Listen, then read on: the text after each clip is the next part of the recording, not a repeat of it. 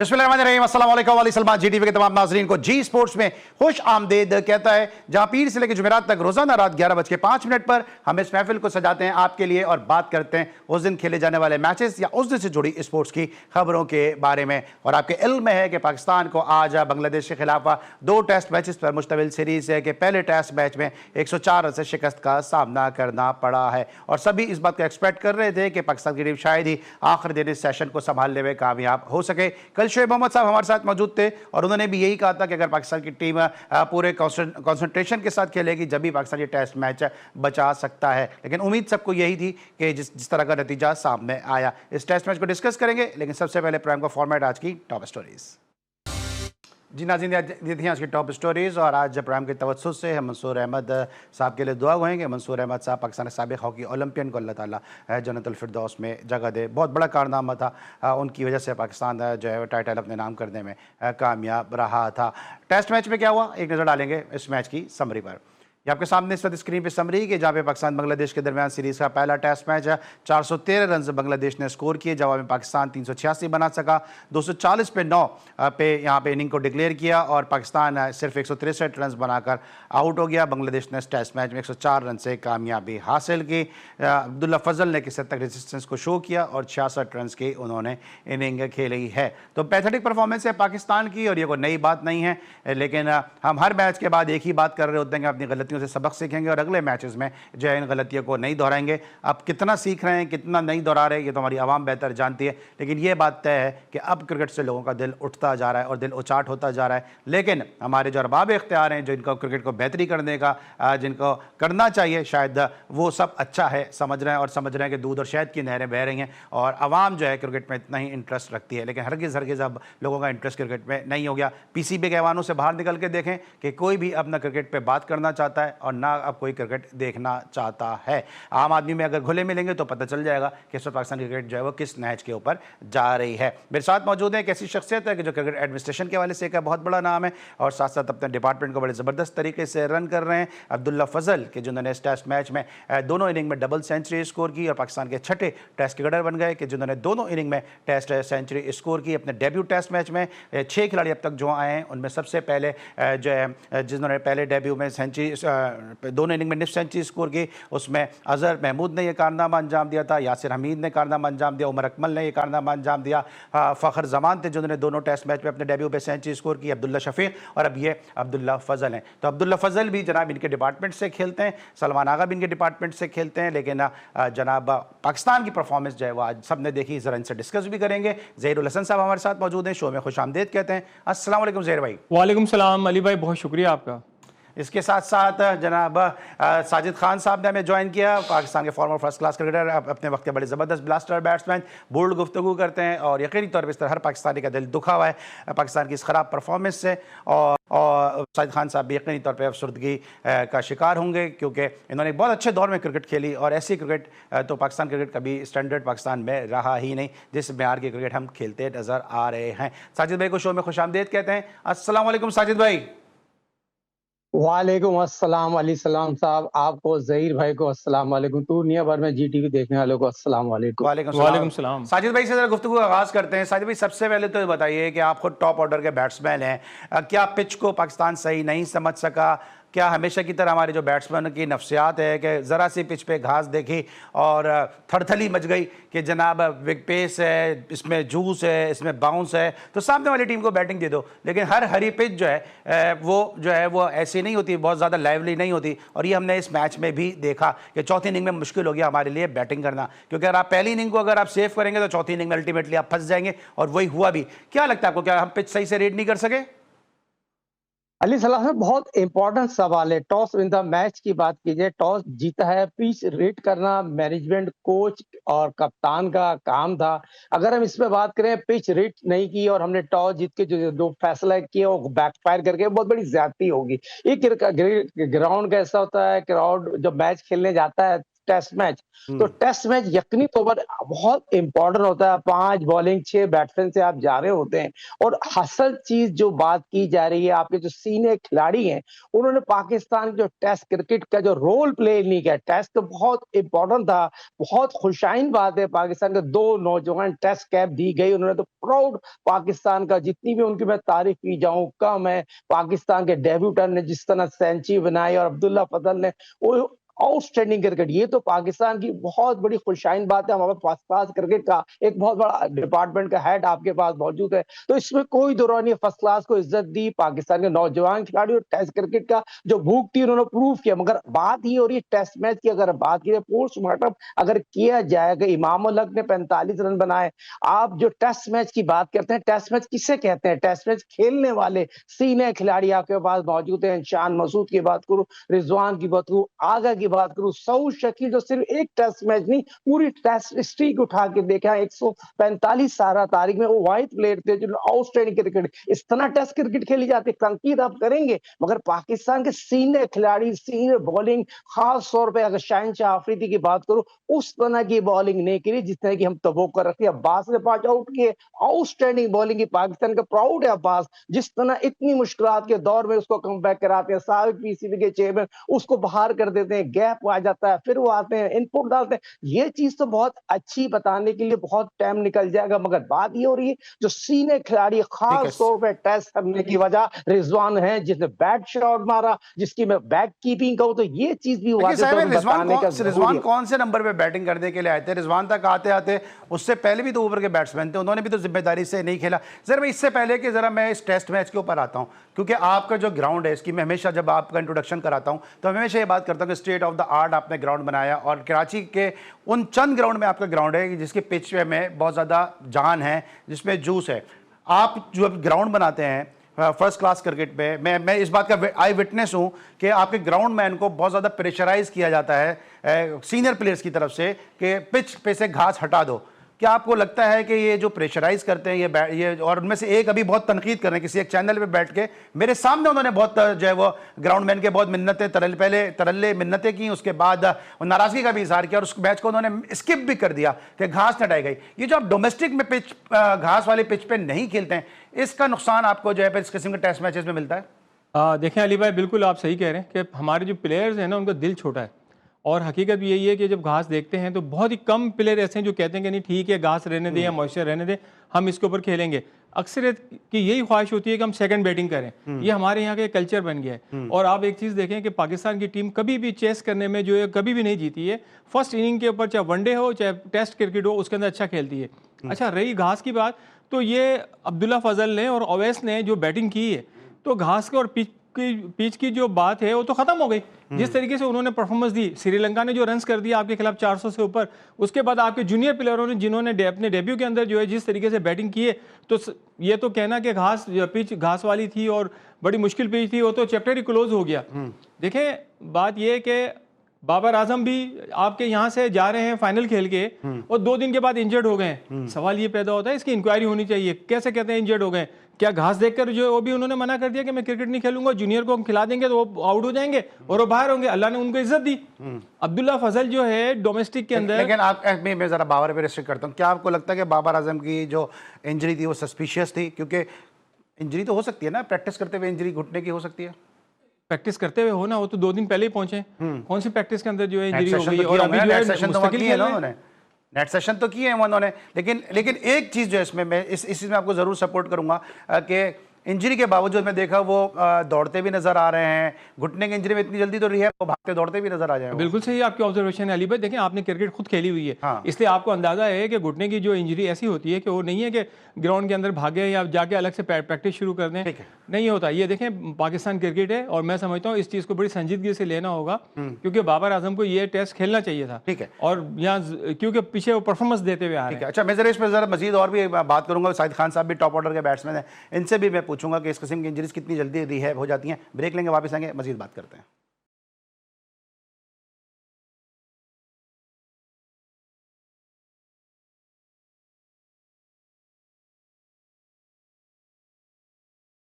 Welcome back after the break. और break पे जाने से पहले हम डिस्कस कर रहे थे कि पाकिस्तान का पिच देख के पाकिस्तान के प्लेयर्स जो थोड़े खाइफ नजर आए। अब बात कर लेते हैं जिस तरह दो डेब्यूटेंट खेले हैं, अजान उवैस और जिस तरह अब्दुल्ला फजल ने परफॉर्मेंस दी है, एक बहुत ज़बरदस्त परफॉर्मेंस है और इससे लगता है कि पाकिस्तान का मुस्तकबिल जो है वो महफूज हाथों में। लेकिन साहब भाई, आप खुद इनिंग का आगाज़ करते हैं। कल शोएब मोहम्मद साहब मेरे साथ मौजूद थे, उनसे भी मैंने ये सवाल किया कि एक डेब्यूटेंट बैटिंग कर रहा है, ग्रीन पिच है, बाबर आजम जैसा प्लेयर आपकी टीम में मौजूद नहीं है, टीम पे नाहिद राना का, बांग्लादेश के फास्ट बॉलर का प्रेशर है, उसके बावजूद पहला बॉल इमाम ने फेस नहीं किया, पहला बॉल अजान उवैस को फेस कराया। कल शोएब भाई कह रहे थे एक आदत होती है, लेकिन उनसे मेरा ये सवाल था कि अगर आपके साथ कोई डेब्यूटेंट होगा तो क्या आप फेस करेंगे, नॉन स्ट्राइकर पे जाएंगे? तो आपसे भी मेरा यही सवाल है, क्या अजान उवैस को पहली बॉल पे सामने डालना सही फैसला था, या आपको लगता है कि हम अपने यंगस्टर को डीप वाटर में डाल देते हैं, खुद जो है हम सेफ जोन पकड़ लेते हैं? बहुत इंपॉर्टेंट सवाल किया और ये बहुत बड़ी बात है, ये नाजरीन को बताना भी बहुत जरूरी है। हम विल्स कप का मैच कजाकिस्तान लाहौर में खेल रहे थे, कराची से खेल रहे थे, जो हमारे कप्तान इजाज फकीर थे, मैं और कासिम उमर ओपनर गए थे। और कासिम उमर जो यकीन टेस्ट भी खेल रहे थे, सीनियर खिलाड़ी थे, उन्होंने जाकर मुझे भिड़वा दिया, कहते हैं बेटा आप जाके फेस करें। जब मैंने फेस कर लिया तो बाद में आके ड्रेस रूम में आके कहते हैं इजाज फकीर आजकल के लड़के जो है फेस करने से डरते हैं। तो ये तमाम चीजें भी बताना जरूरी है और बहुत इंपॉर्टेंट सवाल है। देखिए, नौजवान खिलाड़ी को फेस करने से रोकना चाहिए। इमाम अल हक पाकिस्तान के लिए काफी अरसे से क्रिकेट खेल रहे हैं, उनको फेस करना चाहिए था। अवैस की जहां तक बात की जाए, देखें अवैस ने तो वो पाकिस्तान के लिए कारनामा जो 14वें खिलाड़ी है जो अपने डेब्यू की टेस्ट की पहली इनिंग में सेंचुरी बनाई, प्राउड है पाकिस्तान का। मगर सवाल ये पैदा होता है वो ऐसे नहीं आया, अंडर 19 से आया, शाइन से आया, फर्स्ट क्लास में 10 सेंचुरी है, सियालकोट से ताल्लुक है, वो बहुत ही अपकमिंग प्लेयर है और जितनी उसकी तारीफ की जाए कम। उसके पास शॉट सिलेक्शन बहुत अच्छा है, टाइम अच्छा है, दूसरा घुटना बहुत अच्छा बैट है, बैट इतना हाई नहीं जाता, छोटे बैट हिप से खेलते हैं। मैं पाकिस्तान की खुशनसीबी समझता हूँ, ये बच्चा पाकिस्तान के बड़ी अरसा क्रिकेट खेलेगा। मगर उसके बाद जो आप अब्दुल्ला फजल की बात करें, मैं सबसे ज्यादा क्रेडिट दूंगा सरफराज अहमद साहब को, जो पाकिस्तान के हेड कोच हैं।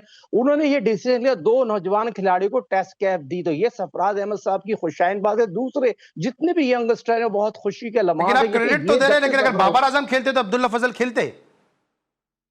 ये बहुत इंपॉर्टेंट सवाल है। अभी जहीर भाई बात कर रहे थे बाबर आजम के, लोग ये सवाल कर रहे हैं। मैं तो एक क्लियर एक बात करना चाहता हूँ, बाबर आजम 100% फिट होंगे, वहां जाके अनफिट हो गए। कोई भी खिलाड़ी, सीनियर खिलाड़ी, इतना बड़ा टेस्ट क्रिकेटर और इतनी टेस्ट क्रिकेट खेला और टेस्ट मैच क्यों छोड़ देगा? मैं ये मानने को तैयार ही नहीं हूँ। बाबर आजम विकेट देख के भाग गया और बांग्लादेश के खिलाफ इतने रन बनाए हो, आउटस्टैंडिंग क्रिकेट खेलता हो, और मैं समझता हूँ, मैं नहीं समझता, इस बात से मैं इत्तेफाक नहीं करूंगा। बाबर आजम पिच, बाबर आजम ऑस्ट्रेलिया तमाम दुनिया के तमाम फास्ट बॉलरों को खेल चुके हैं और ये चीज भी मैं इससे एक्सेप्ट नहीं करूंगा। पाकिस्तान की जो बैटिंग थी ना, वो राणा के आगे बेबस है। मैंने जीटीवी के प्रोग्राम में हमेशा बात की, राणा को संभाल लेंगे। हमने अब पाकिस्तान सुपर लीग के दौरान ये बात कह दी जब टीम अनाउंस हुई था, अली सलमान अच्छा, साहब लेकिन प्रोग्राम लेकिन कर रहे साहब थे मेरे आप साथ। आपकी बात से मैं एग्री करता हूं कि बाबर आजम ने बहुत क्रिकेट खेली है और ऐसा नहीं हो सकता पिच को देख के चले गए। लेकिन ये मेरे साथ जो साहब बैठे हुए ना, ये डोमेस्टिक में इस किस्म की सिचुएशन को फेस कर चुके हैं।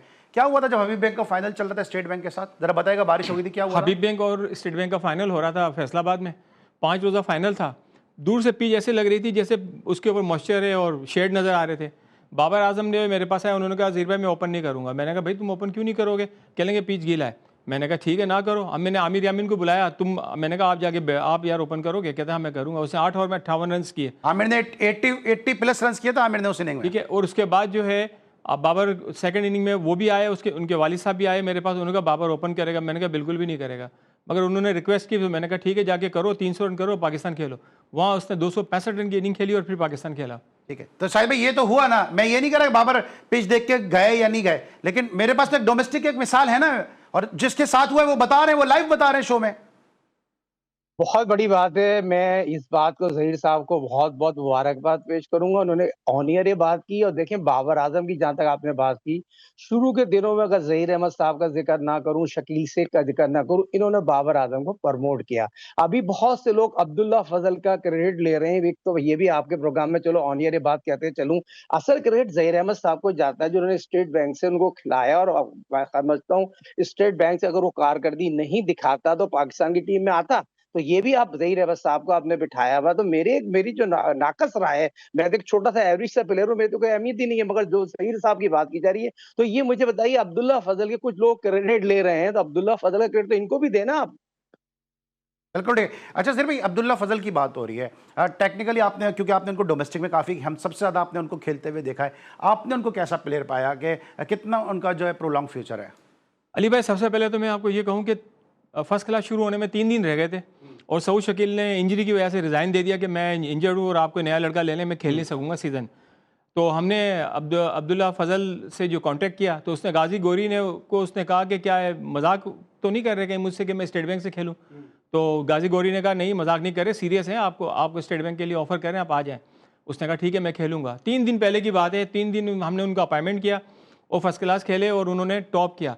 और मैं आज आपके प्रोग्राम में ये बात बता रहा हूँ, वो सिर्फ 4 डे का प्लेयर नहीं है, वो 1 डे और T20 का भी बेहतरीन प्लेयर है। वो सिचुएशन के हिसाब से उसी तरीके से खेलता है। आज बैटिंग जिस तरीके से वो कर रहा था, अगर वो आउट नहीं होता तो पाकिस्तान वो मैच जीत जाता। आज आप देखें कि वो तेज खेल रहा था और जब वो खेल रहा था तो ऐसा लग रहा था कि पाकिस्तान इजीली मैच जीत जाएगा। ठीक है। अच्छा, अब क्या लगता है आपको कि साहिद भाई, आप चूंकि खुद बैट्समैन हैं, पाकिस्तान की बैटिंग इस काबिल भी नहीं है, इतने बड़े बड़े नाम है इसके अंदर, सऊद शकील है मिडिल ऑर्डर के अंदर, सलमान आगा है, साथ साथ रिजवान है, हम क्या 2 सेशन में हम सर्वाइव नहीं कर सकते हैं? तो फिर हमारी क्रिकेट कहाँ पे स्टैंड करती है?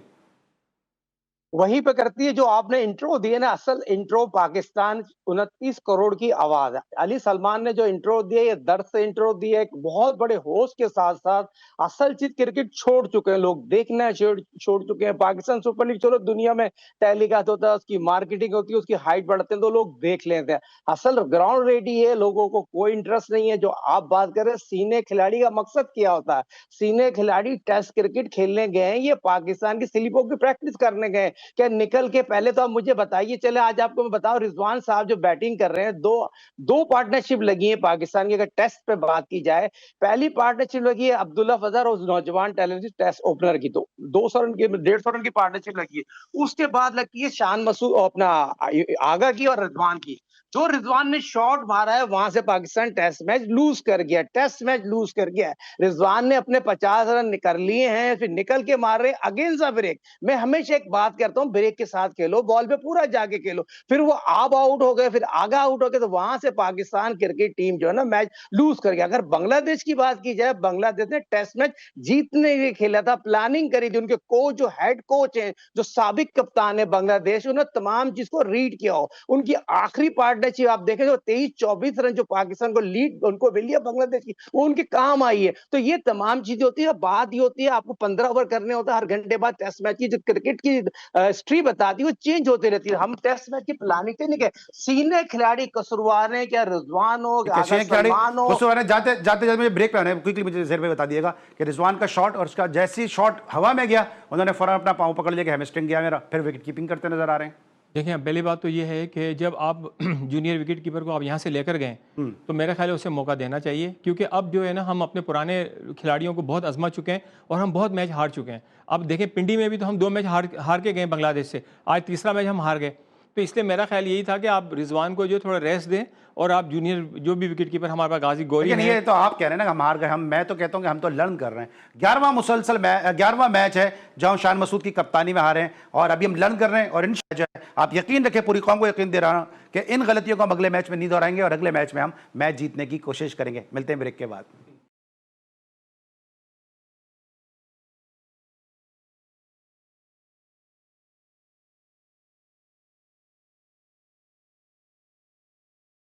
Welcome back after the break. अब हम बात करेंगे जनाब बांग्लादेश क्रिकेट बोर्ड के चीफ तमीम इकबाल साहब का स्टेटमेंट आया कि वर्ल्ड कप के दौरान मामलात को जो है वो दुरुस्त तरीके से हैंडल नहीं किया गया। और ये बात हकीकत है कि तमीम इकबाल वो पहले शख्स थे कि जिन्होंने आवाज़ उठाई थी कि डायलॉग के जरिए जो है मामलात को हल किया जाए। ज़हीर भाई, आप चूँकि क्रिकेट एडमिनिस्ट्रेशन से वाबस्ता हैं तो आप ज़्यादा इस पर बेहतर रोशनी डाल सकते हैं कि क्या आप समझते हैं कि वाकई जो है वो वर्ल्ड कप के दौरान बांग्लादेश की जो डिमांड थी उनको दुरुस्त तरीके से हैंडल नहीं किया गया और बांग्लादेश ने थोड़ा सा एक जो है वो स्ट्रिक्ट जो डिसीजन लिया कि वर्ल्ड कप में शिरकत ना करें, मजीद बेहतर तरीके से मामला को हैंडल किया जा सकता था? बिल्कुल आप ठीक कह रहे हैं कि इसको पर्सनल नहीं लेना चाहिए था और जो है इसको मेरे ख्याल से थोड़ा सा पॉलिटिकली इसको हैंडल करना चाहिए था। क्योंकि देखें, कोई भी कंट्री अगर इतने बड़े इवेंट से बाहर हो जाता है तो जाहिर बात है सबको दुख होता है।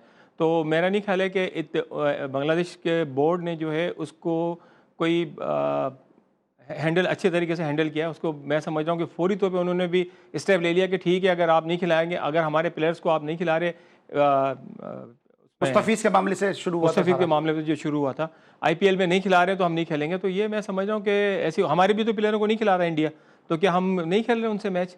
तो फिर हमने क्या बैकआउट किया? नहीं खिलाता ना खिलाए, हमारे लड़के दूसरी जगह पे खेल लेते हैं। तो इसलिए मेरे ख्याल है कि इसको थोड़ा सा हैंडल करना चाहिए था सॉफ्ट कार्नर रखते हुए। ठीक है, साहिद खान साहब, आपको क्या लगता है कि तमीम इकबाल ने उस वक्त भी आवाज उठाई थी और ऐसा लग रहा था कि वो भारत के साथ अपने मामलात को सही करना चाहते हैं? अभी भी जो उनका स्टेटमेंट आया, उन्होंने कहा कि मैंने जो बीसीसीआई के हेड हैं तो मिथुन मिन्हास उनके साथ जो है वो बहुत ज़्यादा मैंने क्रिकेट खेली है और मेरे उनके दरमियान बड़े खुशगवार मामलात हैं और भारत की टीम पाकिस्तान आए, सिक्योरिटी का कोई मसला नहीं हुआ। आपको लगता है कि थोड़ा झुकाव उस तरफ हो चुका है और वो मामला बीसीसीआई के साथ सेट करना चाहते हैं? और अगर ये सब होता है तो फिर पाकिस्तान जितने बहुत एक स्ट्रॉन्ग जो है वो नैरेटिव लिया था बांग्लादेश को सपोर्ट करने के लिए, पाकिस्तान की पोजीशन फिर क्या बनती है?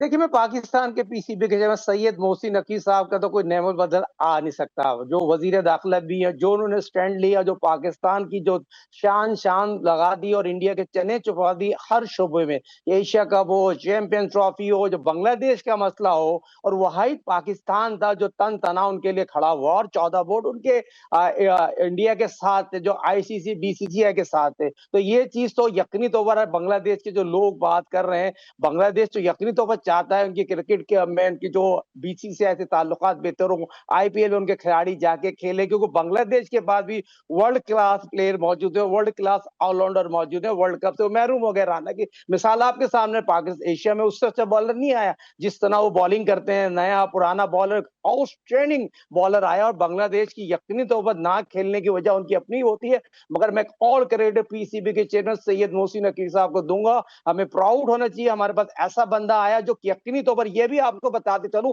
क्रिकेट के मामलों में दखल नहीं देते। वो यकीनी तौर पर जिनको जो जिम्मेदारी दी है ना, वो वही निम जा रहे होते हैं। इनकी मसरूफियात इतनी है, मैं आपको बयान नहीं कर सकता। मगर जो लोग ये बातें करते हैं मोहसिन नकीब साहब का ताल्लुक है, वो इन्वॉल्वमेंट होते, मैं दावे से कह सकता हूं मोहसिन नकीब साहब कोई इन्वॉल्वमेंट नहीं थे। जिनकी जो जिम्मेदारी है वो काम करें, अच्छी तरह करें, ऑनेस्टी करें, और ये पाकिस्तान के लिए क्रिकेट बेहतरी की तरफ जाएगी, वरना क्रिकेट लोग देखना छोड़ देंगे। बिल्कुल, लोग क्रिकेट देखना छोड़ देंगे नहीं, बल्कि क्रिकेट देखना छोड़ चुके हैं जिस तरह पाकिस्तान की परफॉर्मेंस है। लेकिन सर, आप पाकिस्तान ना सिर्फ क्रिकेट में बल्कि दीगर खेलों में बड़ी ग्लोरी रही है। पाकिस्तान ने बहुत ज़्यादा मेडल्स दूसरे खेलों में भी हासिल किए हैं, जिसमें स्नूकर की बात कर लें, स्क्वाश की बात कर लें, हॉकी में पाकिस्तान का एक बड़ा सुनहरा माजी रहा है। और आज पाकिस्तान के साबिक ओलंपियन मंसूर अहमद साहब, जो पाकिस्तान के शौरा आफाक और बड़े ज़बरदस्त गोलकीपर थे कि जिनकी उम्दा गोल कीपिंग के जरिए पाकिस्तान ने बहुत सारे मेडल्स भी हासिल किए, बहुत सारे पाकिस्तान ने विक्ट्री स्टैंड पे पाकिस्तान ने जगह हासिल की, और आज उनकी बरसरी जो है वो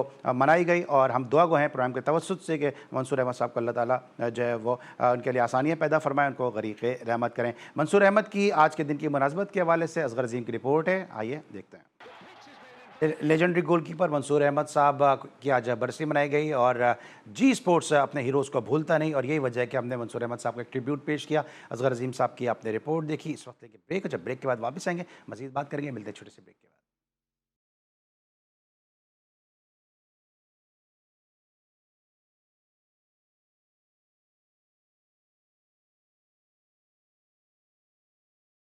welcome back after the break. और ब्रेक पर जाने से पहले हम डिस्कस कर रहे थे टेस्ट मैच को, और अब एक बहुत बड़ा सवाल ये निशान कि जनाब बाबर आजम की वापसी हो जाती है तो फिर टीम में तब्दीली क्या होगी? जहर भाई, क्या लगता है आपको, अगर बाबर आते हैं तो फिर किसको जगह खाली करनी पड़ेगी? देखिए, परफॉर्मेंस के लिहाज से तो जो है अब्दुल्ला फजल की जगह बनती है, उसे ड्रॉप करना, उसके साथ ज्यादती होगी। अवैस ने माशाल्लाह 100 किए हुए, तो मेरा तो ख्याल यही है कि शायद हो सकता है जो कमेटी है वो यही सोचे, या तो इमाम के बारे में सोचे या सऊद शकील के बारे में सोचे। सऊद शकील वाइस कैप्टन है। सऊद शकील वाइस कैप्टन है तो क्या हो गया, जब परफॉर्मेंस नहीं देंगे तो बाहर तो बैठना पड़ेगा। ठीक है, साहिब भाई, आपकी क्या राय है इस बारे में, किसको ड्रॉप होना चाहिए?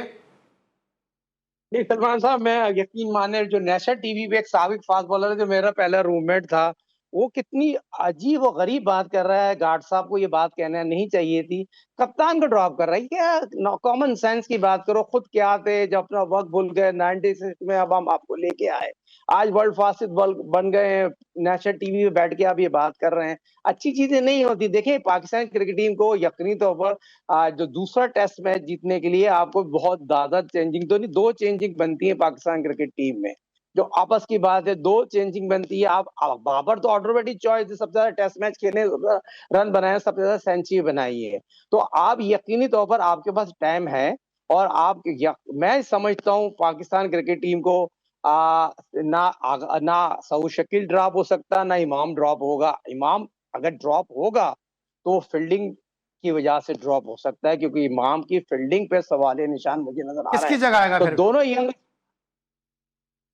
कौन? बाबर आजम किसकी जगह बाबर खेलेंगे? बाबर आजम तो ऑटोमेटिक ही चॉइस है ना आपके पास। तो बाबर तो सर आप देखें ना, चॉइस तो दोनों है, यंग। बट एक जगह पे एक रेफ्रिजरेटर में 11 ही बर्तन रखे जा सकते हैं ना सर। तो अजहर अली की जगह खेलेगा ना मेरे भाई। अजहर अली, किधर जा रहे हैं आप? इधर आइए ना। हसन अली। वो हसन अली की जगह खेलेगा। किधर हसन अली की जगह खेलेगा? आप बात सुने ना, आपकी बैटिंग जो है बहुत ही इंपॉर्टेंट है। सऊद शकील पाकिस्तान का वाइस कप्तान है। एक इनिंग पे ना सऊद ड्रॉप हो सकता है, ना आपका आगा ड्रॉप हो सकता है। आगा ने दोनों इनिंग में अच्छी कोशिश की। जो सेकंड इनिंग में शॉट मारा है वो बहुत बैड शॉट तो था। साहिब भाई, मगर अगर ये हसन कहना अली की जगह आप बहुत। खिला रहे हैं तो आपको नहीं लगता पाकिस्तान की बॉलिंग कमजोर हो जाएगी फिर? क्योंकि अगले टेस्ट मैच में भी ग्रीन विकेट ही बन सकती है। जब ग्रीन विकेट होगी तो फिर फास्ट बॉलर की जरूरत तो पड़ेगी। शाहीन की स्पीड आपको पता है क्या चल रही है, अब्बास की स्पीड आपको मालूम है क्या है। फिर हसन अली को आप कह रहे हैं कि हसन अली को भी ड्रॉप कर दें और एक बैट्समैन डाल दें? तो नुमान का ड्रॉप कर देना। पहले से नुमान को बहुत बहुत ओवर को 100 टेस्ट विकेट लिए हैं। आखिरी 6 टेस्ट मैच में नुमान ने आउटस्टैंडिंग बॉलिंग की है। पहले तो नुमान को बहुत भाई भाई, बहुत यानी ओवर आप को ये कह रहे हैं कि फिर पाकिस्तान स्पिनर के बगैर जाए टेस्ट मैच में? तो फिर आप ग्रीन टॉप विकेट फिर धोखा ना हो जाए ना। जिससे पहले वाली पिच पे भी यही हुआ ना। ग्रीन टॉप पे देख के अगर लोग ये कह रहे हैं ग्रीन टॉप थी सर, और फलाना ये हो गया। सर देखें बात ये हो रही जितनी है। भी ग्रीन विकेट हो, स्पिनर्स की तो एक अपनी अफादियत होती है ना। आप समझते हैं कि पाकिस्तान स्पिनर के बगैर जा सकता है इस टेस्ट मैच में? देखिए पहले तो ये मुझे बता दें, आप दोनों सवाल है, आप दोनों बहुत बातें कर रहे हैं। आपकी बड़ी गहरी नजर। साजिद खान ड्रॉप होने वाला प्लेयर था। साहिल खान तो नहीं था ना, अभी तो बाबर आजम की बात हो रही है। सर मुझे ये बताएं, बाबर आजम हसन अली की जगह खेलेगा? मेरे जहां तक जरा है, हसन अली की जगह खेल सकता है और पाकिस्तान को चांस लेना चाहिए। हसन अली की जगह बैटिंग लंबी खेला है। अब्बास और शाहीन शाह अफरीदी नुमान 3 बॉलर हैं। फिर हाँ ऑलराउंडर में आपका आगा आ गया। ठीक है। जहर भाई, आपको लगता है कि हसन अली की जगह खिलाने का रिस्क ले सकते हैं? मेरा नहीं ख्याल है कि, क्योंकि आपको पूरी बॉलिंग से जाना पड़ेगा। 20 खिलाड़ी आउट करने के लिए आपको पूरी बॉलिंग साइड चाहिए। ठीक है, चलें अब जरा से बात कर लेते हैं ये वीमेंस क्रिकेट के हवाले से। जो पाकिस्तान और जिम्बाब्वे के दरमियान वनडे सीरीज हुई है, यहाँ पे पाकिस्तान की खवातीन क्रिकेट टीम ने व्हाइट वॉश कर दिया और बड़ी इस पर शादियाने बजाए जा रहे हैं, बड़ी खुशियों का इजहार किया जा रहा है कि पाकिस्तान की वीमेंस टीम ने जिम्बाब्वे को हरा दिया। जहर भाई, आपने वीमेंस क्रिकेट की आपका डिपार्टमेंट ने आपने टीम भी बनाई है, क्या लगता है आपको कोई प्रोग्रेस हुई है पाकिस्तानी वीमेंस क्रिकेट में? अब देखें, ठीक है, जिम्बाब्वे की टीम कमज़ोर थी और पाकिस्तान की टीम ने क्लीन स्वीप किया, मगर पाकिस्तान की टीम में नो डाउट अभी काफ़ी फ़र्क आया है। और पाकिस्तान ने, जो आपने देखा, साउथ अफ्रीका के खिलाफ भी 150 प्लस रन्स कर रहे हो और 200 के करीब पहुंच रहे हैं। तो जबकि पहले ऐसा नहीं होता था। पहले तो 60 70 80 90 के ऊपर 100 110 पे आउट हो जाती थी टीम। तो मैं समझ रहा हूँ कि पाकिस्तान की वुमेन क्रिकेट के अंदर काफ़ी बेहतरी आई है और प्लेयर्स जो नए लड़कियाँ भी अभी आजकल आई हुई हैं वो भी बहुत अच्छी परफॉर्मेंस दे रही हैं। और मैं समझ रहा हूँ कि पाकिस्तान की वुमेन टीम अब तो आहिस्ते आहिस्ते आगे जा रही है। ठीक है साहिल भाई, आपको क्या लगता है, क्योंकि आप तो खुद ओपनर हैं और ओपनर ने बैक टू बैक सेंचुरी बनाई है? पहले तो मैं कप्तान को आउटस्टैंडिंग मुबारकबाद दूंगा। पाकिस्तान के बड़े अरसे बाद वुमेन्स की ऐसी कप्तान रहेंगी जो फ्रंट से लीड करता है। फिर वहाब रियाज, इमरान फरद को बहुत बहुत मुबारक, इन्होंने बहुत अच्छा काम किया। देखिए ग्राउंड रेडी पे वहाब रियाज को लोग क्रिटिसाइज कर, मगर वहाब ने वुमेन्स टीम में आगे काम किया है, कॉन्फिडेंस दिया है लड़कियों को। इमरान फरद जिस तरह लड़कों को लड़कियों को टेक्निक बता रहे हैं, ये अच्छी बात है। और ये जेल नजर आ रही है टीम, पाकिस्तान वुमेन्स की टीम अच्छी जेल हुई है। इससे पहले जो हेड कोच जो करते कुछ नहीं थे, मगर क्रिटिसाइज करते, लड़कों से नाइंसाफी करते थे, मगर ये अच्छी चीज हुई है। वहाब रियाज, इमरान फरद लड़कियों को अच्छी सपोर्ट करते हैं, उनको अच्छी टेक्निक बताते हैं। पाकिस्तान वुमेन्स का फ्यूचर ब्राइट है। ठीक है, साजिद भाई ने बिल्कुल सही बात कही है, क्योंकि स्टेट बैंक ग्राउंड पे भी पाकिस्तान वुमेन का कैंप लगा था। वहाब रियाज बहुत ज़्यादा मेहनत कर रहे हैं और वहाब रियाज ने बहुत ज़्यादा मेहनत से ही जो है ना प्लेयर्स को बनाया और सपोर्ट किया। बिल्कुल ठीक है, जिसका क्रेडिट बनता है बिल्कुल उसका क्रेडिट जैसे लेना नहीं चाहिए। वहाब रियाज साहब जो काम कर रहे हैं वो फिर उसका रिजल्ट नजर आए आपको। जब अच्छी टीम सामने आएगी तो जब मजीद और पता चलेगा कि पाकिस्तानी वीमेंस टीम कहाँ पे स्टैंड करती है। चलिए, इनका तो फ्यूचर ब्राइट नजर आ रहा है। शान मसूद का मुस्तकबिल आपको क्या नजर आ रहा है, क्योंकि 11वां टेस्ट मैच उनकी कप्तानी में आ रहे हैं और बांग्लादेश के खिलाफ हम तीसरा मुसलसल टेस्ट मैच आ रहे हैं। अली भाई एक बात कर अली भाई एक बहुत इंपॉर्टेंट बात कर दूं, जहीर भाई भी बैठे हैं, आप भी बैठे हैं। देखिए शान मसूद से वालिद साहब एक साबिक टेस्ट क्रिकेटर हैं, वो उन्होंने बहुत बड़ी ज्यादती की। फेसबुक पे वकार मसूद साहब की तस्वीर लगा दी। देखिए वकार मसूद साहब पाकिस्तान का बहुत बड़ा नाम है, उन्होंने बहुत लोगों के रोजगार लगाए, बहुत लोगों को सपोर्ट की है। उनके बेटे का क्रिकेट के कैरियर का उनका कोई ऐसा ताल्लुक नहीं है जो लोग जोड़ लें। अगर उन्होंने लोगों को जोड़ा, लोगों को रोजगार दिया, लोगों के साथ इंसाफ किया है, तो उस टेस्ट क्रिकेट के लिए इतना काफी है। ऐसी बात करने से पहले सोचो, आपको भी सपोर्ट की होगी। जहां तक शान मसूद का फ्यूचर का ताल्लुक है, शान मसूद ये टेस्ट मैच जिताएं, सेंचुरी बनाए, 50 टेस्ट मैच खेल चुके हैं, काफी अरसे से खेल रहे हैं, सीनियर प्रो हैं। और उसकी एक बहुत अच्छी बात है, उसने अपने आप को पाकिस्तान कमबैक करेगा इस टेस्ट मैच में, लगता है आपको? 100% कमबैक करेगा पाकिस्तान। अगर बारिश नहीं हो, पाकिस्तान सीरीज जीत, ये मैच जीतेगा टेस्ट। ठीक है, मैं ज़हर भाई से ज़हर भाई, आपको क्या लगता है जब पाकिस्तान की बैटिंग को देख के, परफॉर्मेंस देख के पाकिस्तान कमबैक करेगा, 1-1 से सीरीज हो सकती है? देखिए पाकिस्तान की बैटिंग बहुत अच्छी है। पाकिस्तान ये टेस्ट भी जीता हुआ था एक लिहाज से। हम अनलकी थे जो जिसकी वजह से हम हार गए, मगर पाकिस्तान इंशाल्लाह कमबैक करेगा। मुझे उम्मीद है पाकिस्तान जीतेगा। बतौर पाकिस्तानी हम सबकी दुआ है, जिस तरह साजिद खान साहब कह रहे हैं कि पाकिस्तान कमबैक करेगा, ज़हीर भाई कह रहे हैं, हम सबकी दुआ है बतौर पाकिस्तान कमबैक करे। लेकिन उसके लिए प्लेयर्स को अच्छा खेलना होगा, क्योंकि अब लर्न बहुत कर चुके, अब जो है एग्जीक्यूशन का वक्त है। उम्मीद करते हैं पाकिस्तान अच्छे खेल का मुजाहरा करते हुए सीरीज 1-1 से बराबर कर देगा, क्योंकि WTC का ये टेस्ट मैच है और हर मैच के एक अपने पॉइंट्स हैं और उसकी अपनी अहमियत और अफादियत है। अगले शो तक के लिए अली सलमान को इजाज़त दीजिए। अपना बहुत ख्याल रखिए। अल्लाह हाफ़िज़।